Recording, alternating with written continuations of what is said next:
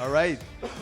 Jas, thank you for being here at our Creative Spin podcast. My man, thank you for having me. It's a long time coming. You know what? I think everybody's going to be excited about this, and we have a lot of things in common that we enjoy doing as kind of like our side thing, right? We were just talking about that.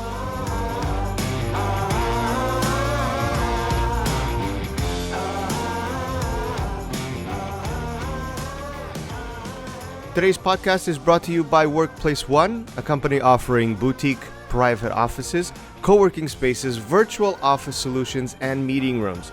Amazing spaces in the best neighborhoods in Toronto and Kitchener-Waterloo. Ideal for entrepreneurs, companies, and passionate business people. These spaces provide a stimulating environment to build, network, and drive business. With 5 different locations in Toronto and 1 in Kitchener, Workplace One is definitely where you want to be with your business. For more information, just jump over to their website at workplaceone.com.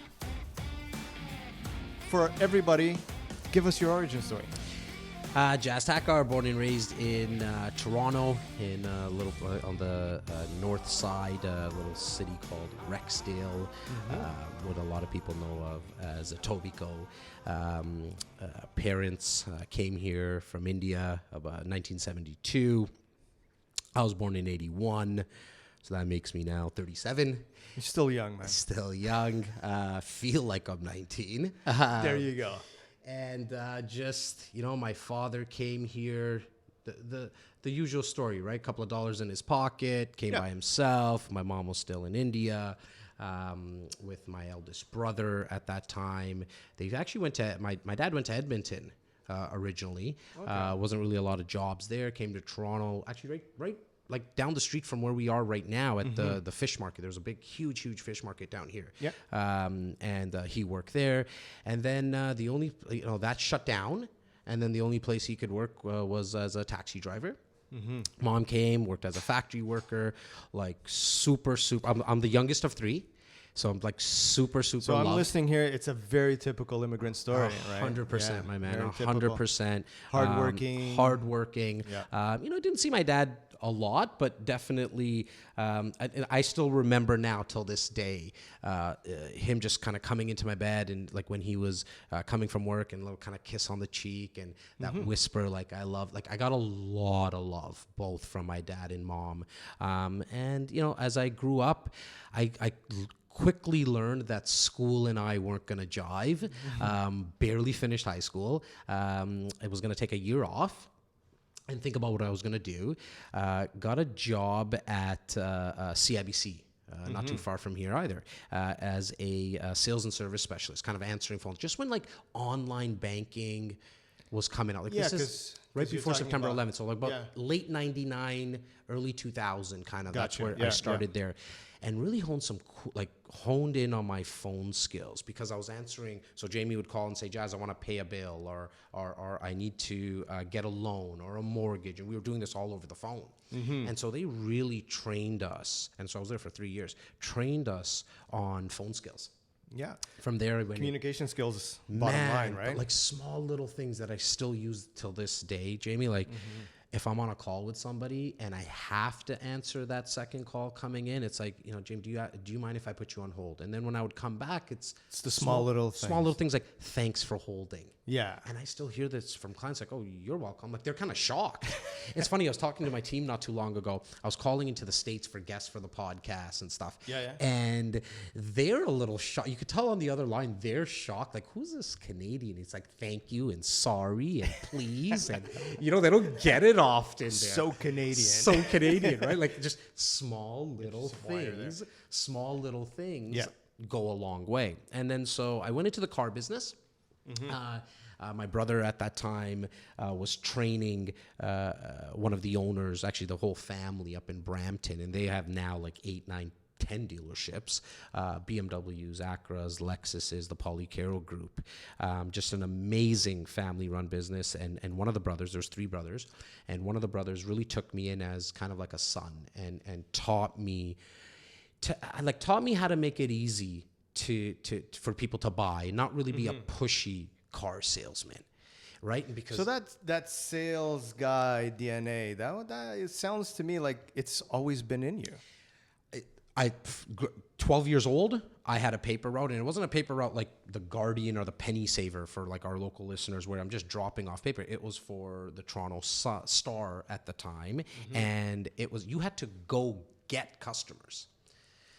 And I always find it interesting, right? You're taking me back now, because as you walk up to the door, you better find a way to build some rapport really quickly.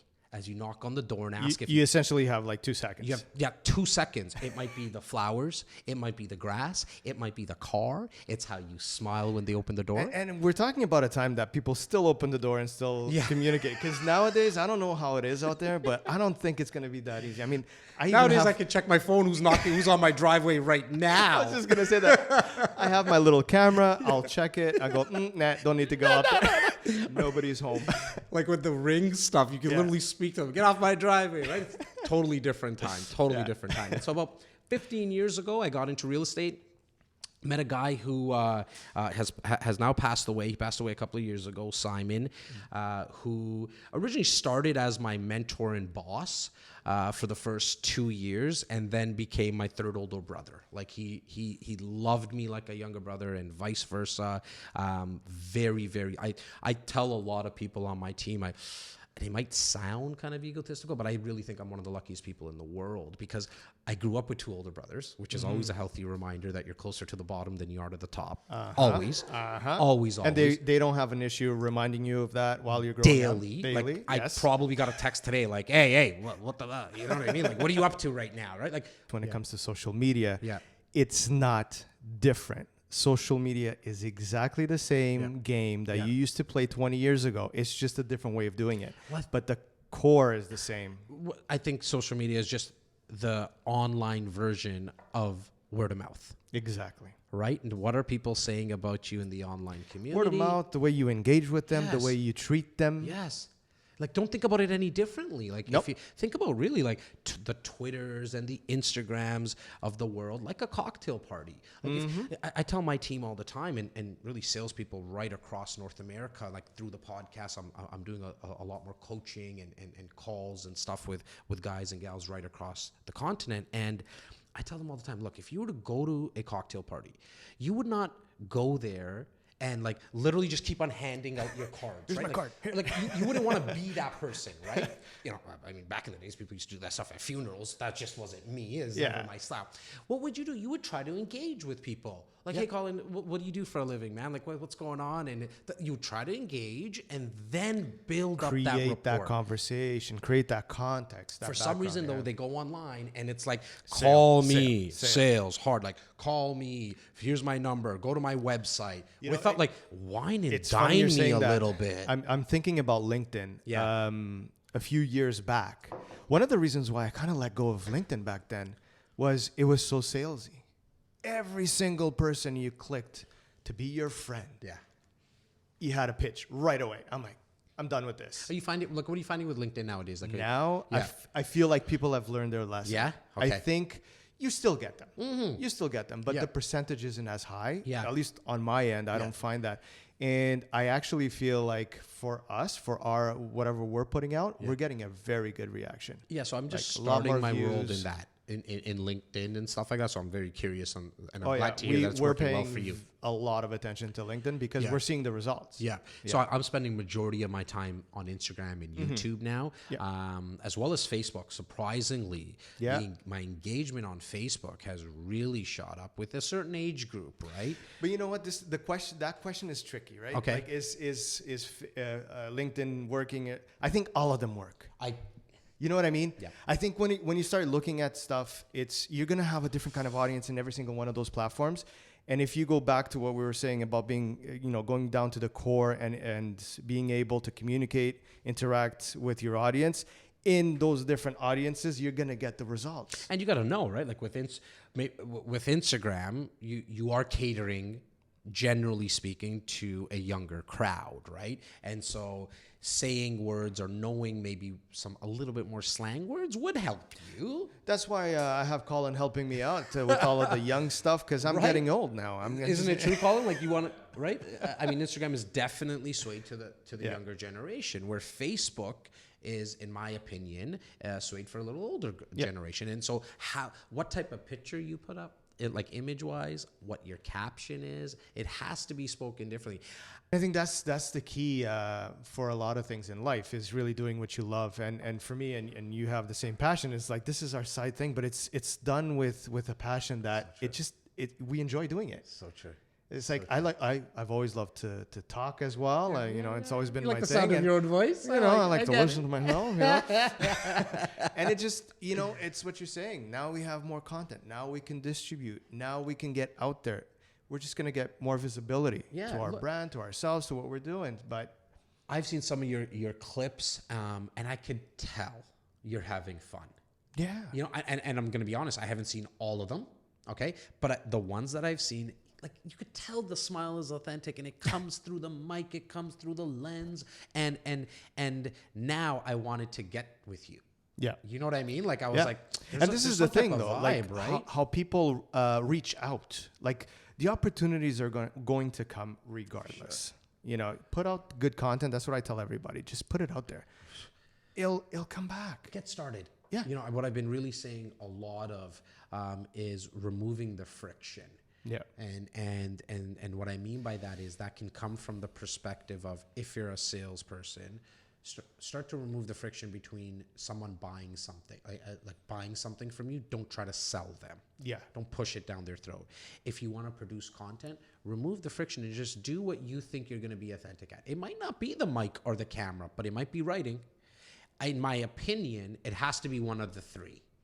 Or you just probably shouldn't do it. Like, if you're not comfortable in front of the camera or the mic or writing. Because that will actually be a negative. I totally agree, right? Yeah. But I have my executive producer and our director of sales and marketing, Laura. She really wasn't comfortable in front of the camera. She was okay in front of, like, on the mic, but she was really, like, extra comfortable writing. Mm-hmm. Right? And so she chose that to be her kind of medium and the platform that she wanted to use. And that's the right thing to do. That's it. Keegan, I mean, if I ask him to get on this podcast, he might freak out right now. However, for him to shoot it, that's same it. thing with Colin, right? I don't know Colin much. Colin's actually, he's a little bit of a superstar in front of the. Is he? Oh yeah, he's a good-looking guy, man. That's there you go. Look at that. It's insane. A lot of people look at people like Gary, and they they love the success, they love all of that stuff, but they forget about the hustle, the daily thing, and he does an amazing job at showing people what happens, a little bit about what he does during the day. But you were there, you saw the behind the camera for sure. And I think if more people even saw that the whole day, I honestly think that a lot of people that watch this stuff don't really believe 100% that he does that. I totally agree. I actually don't think they think that he actually owns a business. Mm-hmm. Like, I've spoke to people before I was going in afterwards. They're like, "Oh, the motivational guy," which he hates being called. I know, right? and it's like, no, that's kind of what we just. That's the top of the funnel for him to. Yeah, that's like 10% of it, 15% of it. It's him taking the business from scratch, literally in a boardroom like this. It was actually a co-work, it was something similar to this. Exactly. And to taking it to 1,000 people. It was interestingly 7 years or something. Yeah. Interestingly enough, that's how I figured out about this kind of office space. It was after I came back from New York, and I figured that out. I'm like, okay.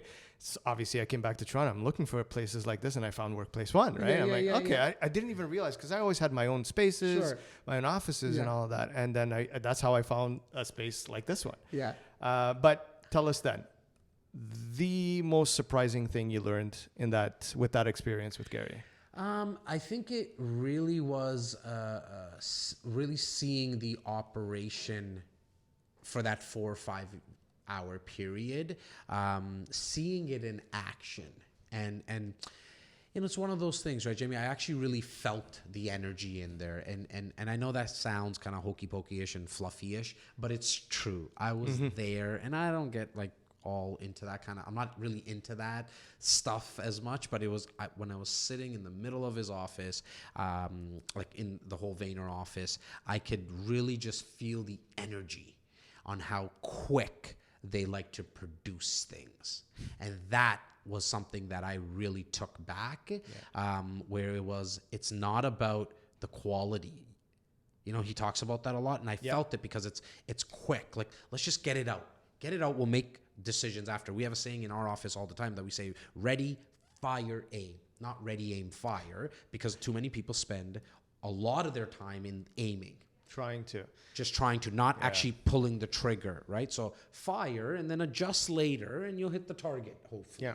But if you never actually fire, you'll probably never hit the And it's funny you're target. saying that. I feel like I spent a lot of my years trying to aim way too much. And if there was, I usually say I never change anything if I were able to go back. But I think that I would tweak. I wouldn't change, but I would tweak. Yeah. I would kind of hit myself in the back of the head and go, just get it out there. Just get it out there. Just do it. It's so true. Because this idea, Yeah.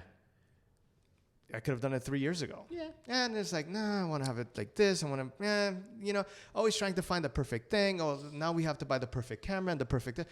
It doesn't matter. In real estate, I hear it all the time, right? I wish I didn't sell the home. I wish I invested 5 years ago. I wish, right? And it's the old, like, I should have, and you just shit all over yourself, right? It's actually making it a must, or it's, look, start now. And just figure out a way. Figure it out a way. Like, we spend a lot of our time with investors in real estate, and it's, look, you don't have to own 100 properties, or I have this huge goal and I want to retire in the next 5 years. Dude, just buy one property. Start there. Like, Exactly. You haven't even done one yet, right? Like, just get out there. Do something very, very passive and easy. There's a lot of opportunities that you can that are very passive, somewhat even boring, but with real estate, you want to kind of keep it as boring as you possibly can because it works. Yeah. Right. But it's that leap of faith, the lack of taking action, that I think stops most people. 100% and everything. So bottom line is just do it. Just get it done. Get it done. Last words, my friend. Look, I think thank you to you, thank you for having me on and having my team here. I really appreciate that. In closing, really, to your viewers and your listeners, I would say as quickly as you possibly can, try different things, because as you try different things, you'll find what's going to stick, that passion.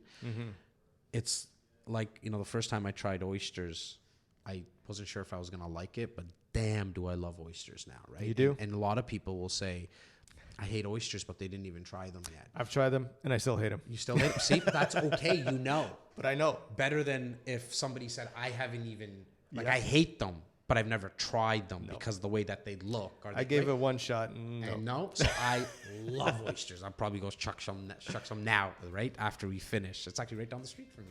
But it's funny, since we're talking about food, I always said I didn't like sushi, and now I love sushi. So there you go. See, there you go. So try a bunch of different things, and I think you'll find your passion. Stick with it. Don't worry about the money.